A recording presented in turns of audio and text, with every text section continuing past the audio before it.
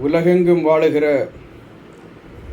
தமிழ் உறவுகள் யாவருக்கும் என்றும் எடப்பாடியார் யூடியூப் சேனல் வாயிலாக உங்கள் நாஞ்சில் டொமினிக் எனது இதயம் கனிந்த வாழ்த்துக்களையும் வணக்கங்களையும் தெரிவித்துக் கொள்வதில் நான் மட்டற்ற மகிழ்ச்சி அடைகிறேன். அருமைக்குரியவர்களே, இன்றைக்கு நாம் பேச இருக்கிற தலைப்பு என்னன்னா,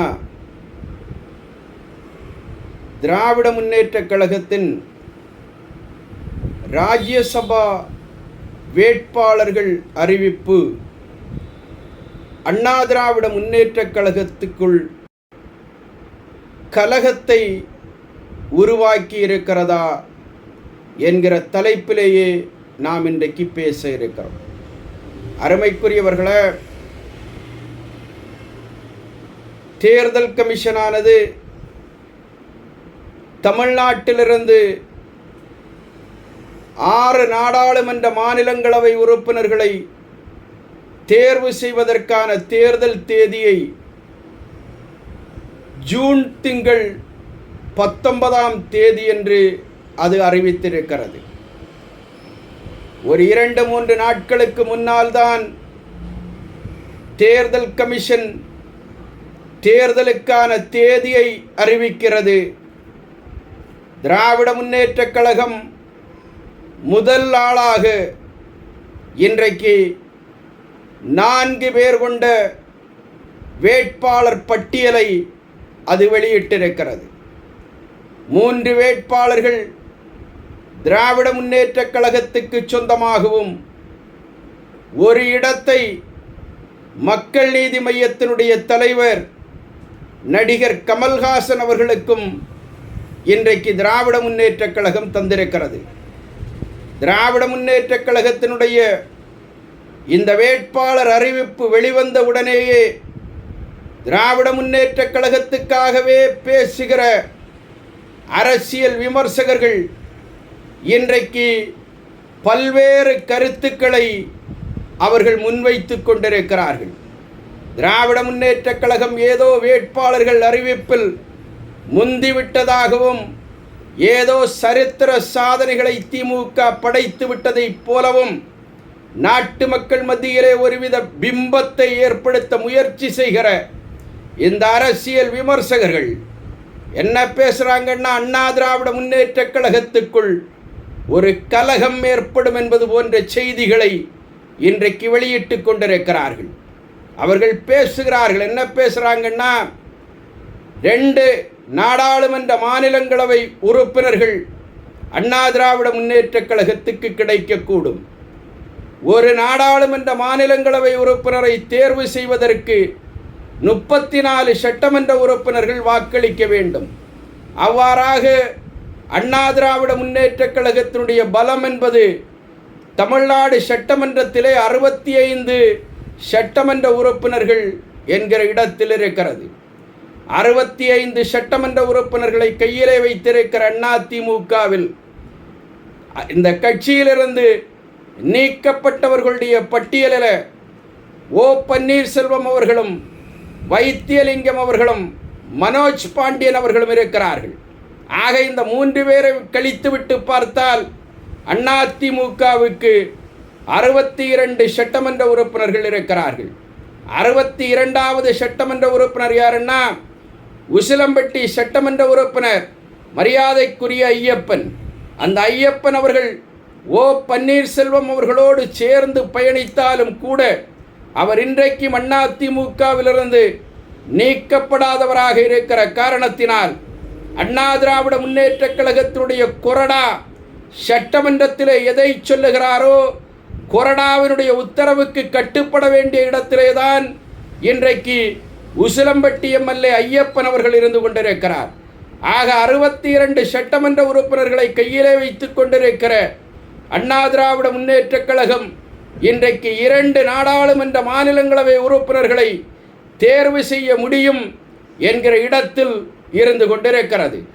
ஆக இந்த 2 நாடாளுமன்ற மாநிலங்களவை உறுப்பினர்களை அதிமுகவுடைய தரப்புக்கு பெற முடியும் என்று இருக்கிற சூழ்நிலையிலே தான் இன்றைக்கு இந்த அரசியல் விமர்சகர்கள் சந்தேகங்களை கிளப்புகிறார்கள். என்னன்னா, ஒன்று, பாட்டாளி மக்கள் கட்சியினுடைய அன்புமணி ராமதாஸ் அவர்களுக்கு ஒரு சீட்டை அதிமுக தருமா என்கிற கேள்வியை எழுப்புகிறார்கள். இரண்டாவதாக என்ன பேசுகிறாங்கன்னா, தேசிய முற்போக்கு திராவிட கழகத்துக்கு ஒரு சீட்டை அதிமுக தருமா என்று கேட்கிறார்கள். 2024 நாடாளுமன்ற தேர்தல் போது நடைபெற்ற ஒப்பந்தத்தில் தேசிய முற்போக்கு திராவிட கழகத்துக்கு அதிமுக ஒரு மாநிலங்களவை உறுப்பினரை தருவதாக ஒப்பந்தம் செய்திருப்பது போன்ற செய்திகளை அவர்கள் பரப்பிக் கொண்டிருக்கிறார்கள். ஆனால் ஒரு 2-3 மாதங்களுக்கு முன்னால் இந்த கேள்வி எழுப்பப்பட்ட போது கழகத்தினுடைய பொதுச் செயலாளர், ஆற்றல் மிகுந்த புரட்சி தமிழர் ஐயா எடப்பாடியார் அவர்கள் மிக தெளிவாக சொல்லிவிட்டார். என்னன்னா, தேசிய முற்போக்கு திராவிட கழகத்தோடு அண்ணா திராவிட முன்னேற்ற கழகம் இது போன்ற எந்த விதமான ஒப்பந்தங்களும் செய்து கொள்ளவில்லை என்கிற தகவலை அவர் சொல்லியிருக்கிறார்.